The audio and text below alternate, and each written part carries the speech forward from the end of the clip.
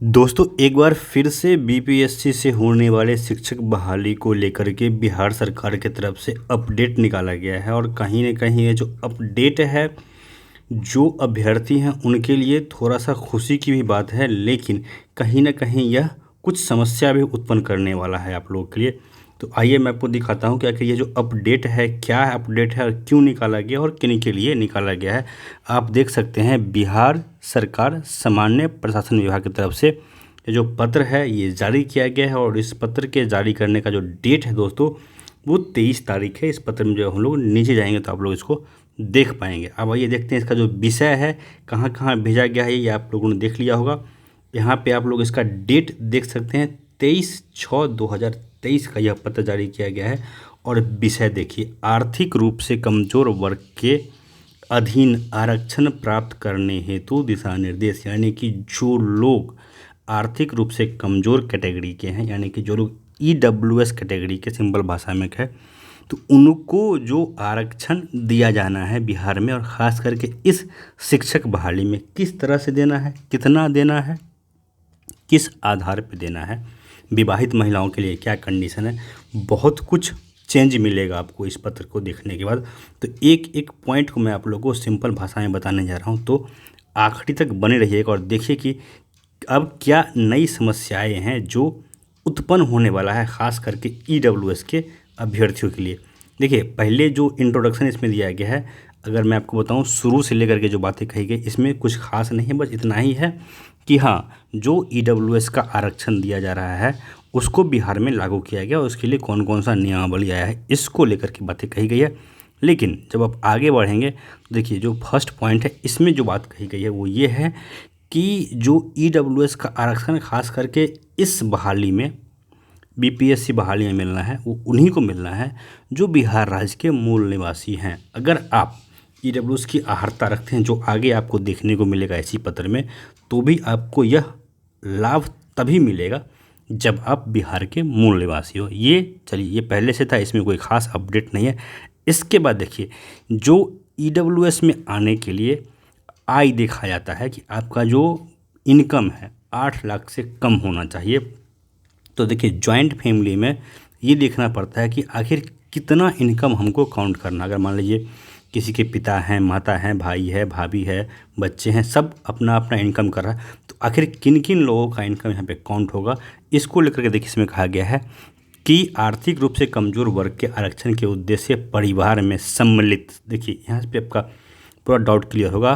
अभ्यर्थी के माता पिता एवं 18 वर्ष से कम आयु के भाई बहन तथा पति पत्नी एवं 18 वर्ष से कम आयु की संतानें। अब इसको समझिए कि आप जो इनकम इसमें देंगे किस किस का इनकम काउंट होगा।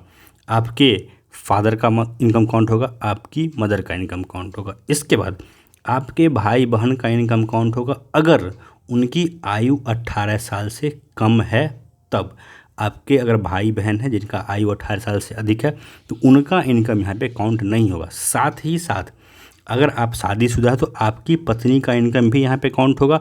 और अगर आपकी संतान है, आपकी संतान, आप जिनके संतान हैं उनके नहीं, आपके पिता का नहीं बल्कि आपकी संतान कोई अगर है और उसका आयु 18 साल से कम है तो फिर उसका इनकम भी यहाँ पे काउंट होगा। तो अब ज़रा आप लोग सीधा सीधा हिसाब लगा सकते हैं कि आपको आपके अपने परिवार का जो इनकम देना है ईडब्ल्यूएस के लिए कितना देना है। इसके बाद देखिए जो तीसरा पॉइंट है कि यह जो आपको इनकम सर्टिफिकेट जो बनवाना है आपको इसके लिए वो, या फिर जो ईडब्ल्यूएस का सर्टिफिकेट जो बनवाना है आपको इसके लिए, ये आपको बनवाना है अपने अंचल से, यानी कि जो आपका अपना ब्लॉक होगा वहाँ से ही बनवाना है। देखिए क्योंकि जो सर्टिफिकेट है आपको ब्लॉक लेवल पे बनता है, अनुमंडल लेवल पे बनता है, जिला स्तर पे भी बनता है, तो आपको अंचल लेवल यानी कि ब्लॉक लेवल वाला ही जो सर्टिफिकेट है यहाँ पे देना है।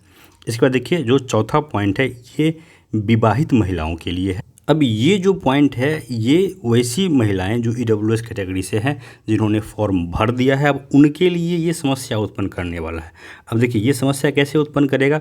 स्टार्टिंग में ये कहा गया था कि जो विवाहित महिलाएं हैं उनका हर डॉक्यूमेंट उनके फादर के नाम पे होना चाहिए, लेकिन अब देखिए यहाँ पे क्या कहा जा रहा है कि जो विवाहित महिला हैं उनका ईडब्ल्यूएस का जो सर्टिफिकेट होगा वो उनके पति के नाम पे होना चाहिए। अब देखिए कितना बड़ा समस्या उत्पन्न होने वाला है वैसी महिलाओं के लिए जो महिला ईडब्ल्यूएस कैटेगरी से आती हैं। अब देख लीजिए, आज आपका डेट हो गया, लगभग 26 तारीख है आज, और 12 तारीख आखिरी डेट है फॉर्म भरने का, और यह पत्र 23 तारीख को जारी किया गया। और ऐसा नहीं कि यह पत्र जारी किया जाता है इसको कहीं पब्लिक प्लेटफॉर्म पे दिया जाए या पेपर में निकलवा दिया जाए या फिर बीपीएससी के साइट पे दे दिया जाए। पता नहीं किस कोने से यह पत्र निकलता है और किस कोने में यह पत्र दबा रहता है। जिनके लिए यह पत्र निकाला जाता है उनके पास भी पत्र पहुंचता है बहुत समय के बाद। और अब देखिए, जिन्होंने फॉर्म भर दिया है अपने पिता के नाम पे ईडब्ल्यूएस बनाकर, अब उनके पास कितना समय है कि वो अपने पति के नाम के आधार पे ईडब्ल्यूएस बनवाए और फिर फॉर्म भरे। ऐसा भी बहुत सारे लोग हैं जिन्होंने फॉर्म भर दिया है, सबमिट कर दिया है, पेमेंट कर दिया है, तो उनका तो पैसा डूबेगा ही डूबेगा, क्योंकि अब उनको फिर से बनवाना पड़ेगा अपने पति के आधार पे, पति के निवास स्थान के आधार पे ईडब्ल्यूएस सर्टिफिकेट। क्योंकि अगर पिता के नाम पे बना लिया तो फिर आगे जाकर के आरक्षण लोग देंगे नहीं, उनको काउंट कर देंगे जनरल में। तो एक बहुत बड़ी समस्या है जो यहाँ से उत्पन्न हो रही है उनके लिए, वैसी महिलाओं के लिए जो महिला विवाहित हैं और उन्होंने अपना जो ईडब्ल्यूएस का जो प्रमाण पत्र है बनवा लिया है अपने पिता के नाम पे। अब देखिए, जो 5वां पॉइंट है इसमें कोई खास कन्फ्यूजन नहीं होगा और समस्या भी किसी को नहीं होना चाहिए कि जो अनमैरिड हैं, मेल हो फीमेल हो, सबको अपना जो डॉक्यूमेंट है अपने पिता के मूल निवास के आधार पे ही देना है।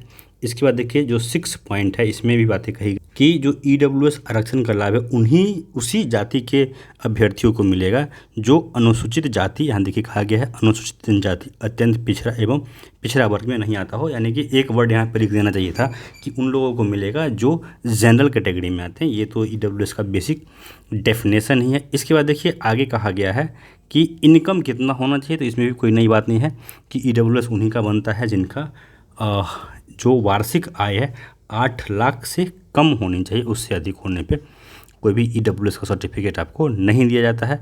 इसके बाद देखिए, जो पॉइंट नंबर 8 है इसमें कहा गया है आय एवं परिसंपत्ति प्रमाण पत्र निर्गत होने की तिथि से अगले 1 वर्ष के लिए मान होगा। ये भी बहुत कॉमन सी बात है कि जो इनकम सर्टिफिकेट बनता है उसका जो वैलिडिटी होता है वो 1 साल ही होता है। जिस फाइनेंशियल ईयर में बना है उसी ईयर के लिए ये वैलिड होता है। और यही जो बात है, और इस पत्र को फॉरवर्ड किया गया है अंचलाधिकारी, राजस्व अधिकारी और सक्षम प्राधिकार, जो भी इसके लिए रिस्पॉन्सिबल अथॉरिटी है, हर किसी को यह पत्र भेज दिया गया है। तो इसमें देखिए, हर कोई मतलब कि ऐसा कोई बात नहीं है जिससे कि बहुत वरी होने की बात है, बहुत चिंतित होने की बात है। लेकिन जो सबसे बड़ा समस्या होने वाला है उत्पन्न वो है जो विवाहित महिलाएँ हैं, क्योंकि विवाहित महिला में बहुत सारे आप में से ही ऐसे विवाहित महिलाएं हैं जिन्होंने हमसे भी संपर्क किया। मेरे पास भी लगभग दर्जनों ऐसे विवाहित महिलाओं का कॉल आया और उन्होंने पूछा कि सर किसके नाम से, तो एक ही पॉइंट था, क्लियर कट इंस्ट्रक्शन था कि पिता के नाम से। मैंने भी सबको ये सजेस्ट किया कि पिता के नाम से बनवाइए, हर डॉक्यूमेंट पिता के नाम से ही मांग रहा है।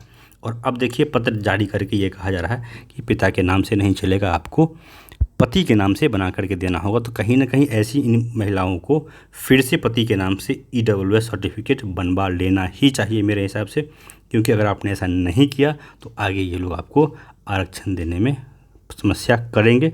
और ऐसा भी हो सकता है, अब इतना सारा अपडेट आ रहा है या फिर जानबूझ के इतना सारा अपडेट इसीलिए लाया जा रहा हो ताकि जो फॉर्म भरने का डेट है उसको बढ़ाया जाए और इसी के बहाने एग्ज़ाम का डेट भी बढ़ाया जाए। बाकी देखिए क्या होता है, जो भी अपडेट होगा तुरंत आपको मिलता रहेगा। अभी के लिए इतना ही। आप लोग से निवेदन है कि वीडियो को लाइक कर दीजिए, शेयर कर दीजिए और चैनल को सब्सक्राइब अगर नहीं किया है तो कर लीजिए। धन्यवाद।